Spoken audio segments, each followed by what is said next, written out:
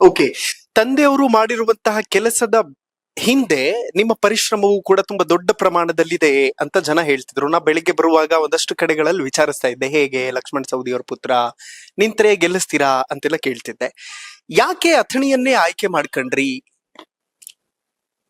ಬಹುಶಃ ಇವತ್ತು ಕ್ಷೇತ್ರ ಜನ ತಂದೆಯವ್ರಿಗೆ ಮಾಡಿರ್ತಕ್ಕಂತ ಒಂದು ಉಪಕಾರ ಹ್ಮ್ ತೀರಿಸ್ಲಿಕ್ಕೆ ನಾವು ಎಷ್ಟೇ ಮಾಡಿದ್ರು ಕೂಡ ಅದನ್ನು ಆಗ್ಲಿಕ್ಕಿಲ್ಲ. ಹ್ಮ್ ಹ್ಮ್ ಇವತ್ತು ಒಬ್ಬ ರೈತನ ಮಗನನ್ನ 4 ಬಾರಿ ಶಾಸಕರನ್ನಾಗಿ ಮಾಡಿ ಹ್ಮ್ ಆಶೀರ್ವಾದ ಮಾಡಿ ಹ್ಮ್ ಜಾತಿ ಮತ ಪಂಥಗಳನ್ನ ಹೊರತುಪಡಿಸಿ ಇವತ್ತು ಅಥಣಿ ಕ್ಷೇತ್ರ ಜನ ಹ್ಮ್ ರಾಜ್ಯ ನಾಯಕನಾಗಿ ಹೊರಹೊಮ್ಮಲಿಕ್ಕೆ ಆಶೀರ್ವಾದ ಮಾಡಿದ್ರು. ಅವ್ರ ಋಣ ತೀರಿಸ್ಲಿಕ್ಕೆ ಬಹುಶಃ ನಾವು ಇನ್ನೂ 2 ಜನ್ಮ ಎತ್ತು ಬಂದ್ರು ಕೂಡ ತೀರ್ಸಕ್ ಆಗೋದಿಲ್ಲ. ಹ್ಮ್ ಹ್ಮ್ ಬಹುಶಃ ಇವತ್ತು ಅಥಣಿ ಕ್ಷೇತ್ರ ಆಯ್ಕೆ ಮಾಡಿಕೊಂಡಿರ್ತಕ್ಕ ಬಹುಶಃ 99ಕ್ಕಿಂತ ಮುಂಚೆ ಹ್ಮ್.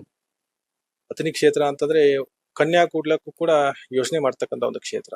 ನೀರಾವರಿ ಇರ್ಲಿಲ್ಲ, ಮೂಲಭೂತ ಸೌಕರ್ಯಗಳಿರ್ಲಿಲ್ಲ. ಹ್ಮ್. 2005ರಲ್ಲಿ ತಂದೆಯವರು ಪ್ರಥಮ ಬಾರಿಗೆ ಶಾಸಕರಾಗಿ ಆಯ್ಕೆಯಾಗಿರ್ತಕ್ಕಂಥದ್ದು. ಹ್ಮ್. 99ರಲ್ಲಿ ಪ್ರಥಮ ಬಾರಿಗೆ ಸ್ವತಂತ್ರ ಅಭ್ಯರ್ಥಿಯಾಗಿ ಸ್ಪರ್ಧೆ ಮಾಡಿರ್ತಕ್ಕಂತ ಸಂದರ್ಭದಲ್ಲಿ ಹ್ಮ್. ಅತ್ಯಲ್ಪ ಮತಗಳಿಂದ ಹಿನ್ನಡೆ ಕಂಡ್ರು ಕೂಡ ಎದೆಗುಂದಿದೆ. ಹ್ಮ್.